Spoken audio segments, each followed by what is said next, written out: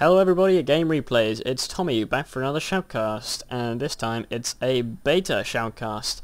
It's Tomitoma versus Rocky, and it's going to be on Angerville. So we're looking for a pretty good matchup. These guys have had quite a few games before. You might have seen a few shoutcasts, quite a few on Longra. This one is, as I said, on Angerville. You probably all know Angerville, really nice little high field points on either side. These are real contested points here. Cut-offs, very clear cut. No pun intended.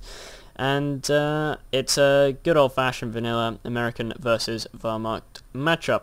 So without any further ado, we're going to get right into it. We can talk more about build orders if there are anything quirky later on. So we're going to get started from the 5-second mark. And so we can see Pioneers are just going to go out here from Rocky, going to start building Wehrmacht quarters probably. Yep, there we go, Wehrmacht quarters is coming out. Tomitoma, on the other hand, is negating to build his barracks and is heading straight down the main road, presumably to try and take the cutoff, the Wehrmacht cutoff back here. We have a second engineer out now, and the second pioneer out. The engineer is just heading over here, probably going to cap the strap point over here, and these high points over here as well. And here we have the Pioneer squad. Looks like he's going straight past the cutoff and is going straight for this high field point right there. Meanwhile, we've got these engineers being very ballsy, going straight up, taking the Wehrmacht cutoff. And if they manage to cap it, that's going to set back the Wehrmacht player by quite some amount. He's not choosing to finish the cap though. He's going to garrison that building, where he'll be able to face off against those Pioneers quite comfortably. But now goes out the building and continues the cap. Pioneers are moving back in again, and they're just going to hop straight back in the building. So it's a bit of good old-fashioned engineer versus pioneer skirmishes going on at the moment.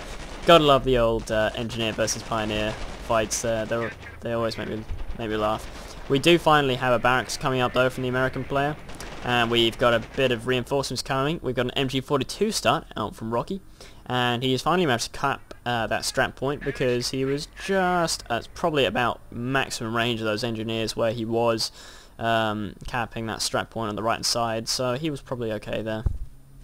He probably knows that that MG42 is there now though, now that he's been garrisoning that building, so he gains the extra line of sight, so he probably knows where the MG42 is and which way it's facing. Rocky's just putting down some wire hits, trying to prevent a flank. And here we have our first Volk squad out on the field. And while we do have 3 engineers squads from the American player, we have no tier 1 units yet at all. So we'll probably be seeing rifle squad soon, but currently the American player finds himself in a pretty bad situation and possibly about to lose an engineer squad. He's taking pretty heavy casualties inside that building, and he doesn't really... There we go. Oh, he did just manage to squeeze through that little gap by the house there. MG42 is resetting up after having driven off those engineers. Engineers now garrisoning with what am I talking about? Garrisoning, skirmishing with these pioneers here. It's always a tough engagement, engineers versus pioneers. Pioneers normally have the edge, but both sides were a little bit wounded, and it looks like pioneers are just going to come out on top, and the American player loses an engineer squad, which isn't too good for him because that's a little bit of manpower that he's lost now. But he did build 3 engineer squads, which are just currently capping all over the place at the moment, so it's not too much of a huge loss in terms of actual engineer losses, but it's manpower nonetheless. At the moment, Wehrmacht player has been pretty much focused on just holding on to against the very aggressive cap by the American player, so he has managed to only hold on to this plus 16 fuel and this plus 16 ammo next to his base as points of note, but has also managed to grab this VP, and he's obviously got his cutoff there, so he's got a nice little supply of resources at the moment. But the American player has just a little bit more now. He's managed to grab 2 of these important plus 16 fuel munitions, as well as the plus 16 fuel and the plus 5 fuel next to his base, so he'll probably have just a slight resource advantage at the moment.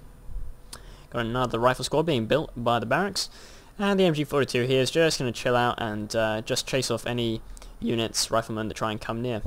However, the Wehrmacht cutoff is being taken back, and there we go. We have our first flamethrower just being popped by those garrison engineers. We got this this Wehrmacht strat point just being taken back, and that's going to cut the Wehrmacht player off from basically all of his resources. The American player, though, is quite confident to just decap, and the American player has quite decent map superiority at the moment.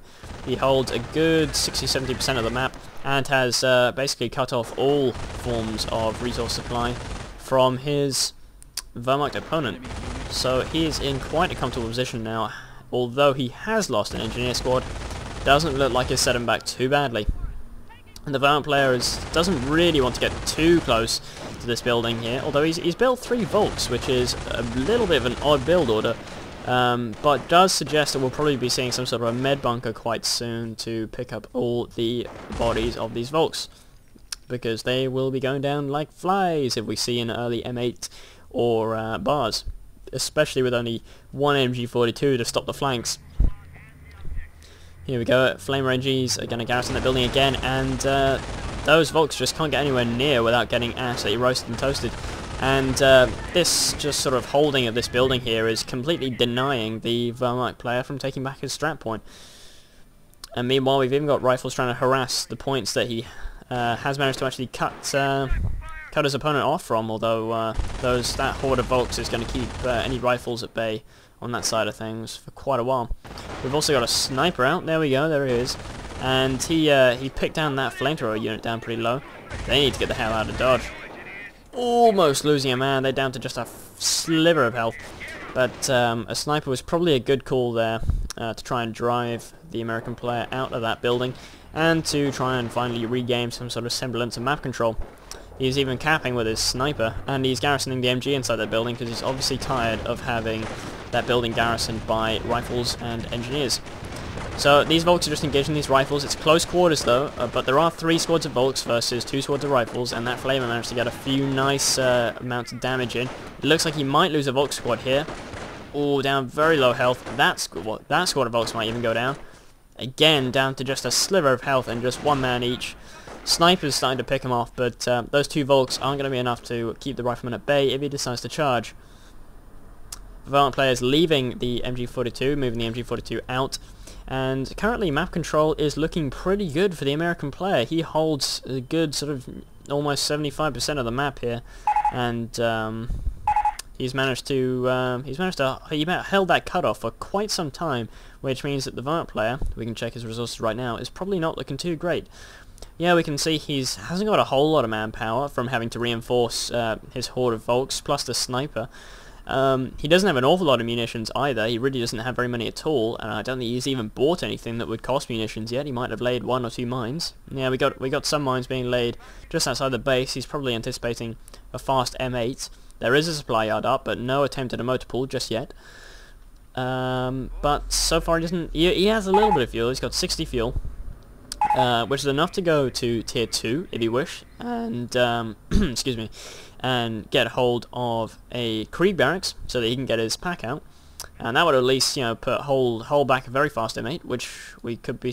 No, sorry, this is a tank depot,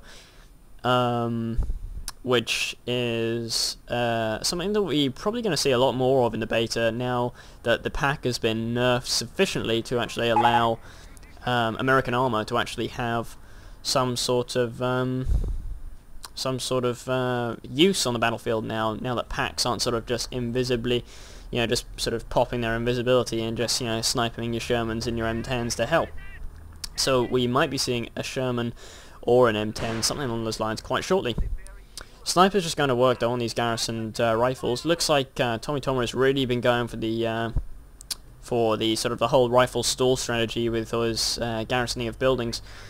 And as I said before, he's done a pretty good job of just keeping the resources held by the Wehrmacht player quite low. Got a bit of an engineer horde coming in here, composing of 2 flamers and 1 vanilla squad. But these rifles are being picked apart by that sniper. He's managed to rack up 7 kills already, which is pretty nice. He only needs to get a few more in order to make his cost back, which is just the great thing about his sniper, because he's just such a good investment, because it's not too difficult to get his cost back. And obviously he doesn't just get his cost back. Most of the time, if you can keep him alive throughout the whole game, especially if you buy him early, like Rocky has, then he can really make back just a huge amount in terms of lost manpower for your opponent. Tank Depot doesn't look to be building anything at the moment. We can just check out his teching right now. He's on 73 fuel, floating quite a bit of manpower, and obviously thanks to holding all of these munitions points, almost all of the munitions points on the map have been his for most of the game. Except for these two back here. So he's got almost 250 munitions, so he's going to have enough for strafe if he wanted, or some off-map howitzer fire, although it doesn't look like he's picked his doctrine just yet. And with 87 fuel, that's pretty close to the, I believe, the 90 fuel that you need for a Sherman, or he might even try and push for a Croc if he's feeling... No, he's going straight to the Sherman, just a regular Sherman. Probably the safer bet than the Croc, even though the Croc has been slightly buffed. Although it did have its health, which was originally buffed in the beta to 700, now reverted back to 636.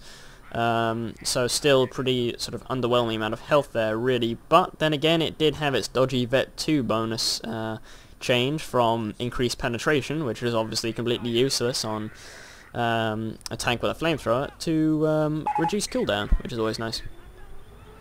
Rocky, he says Sherman rush, and yeah, he's anticipating what his opponent is about to do, because we do have a Sherman on the field and it's hitting straight out and there isn't a whole lot to stop it. There's one pack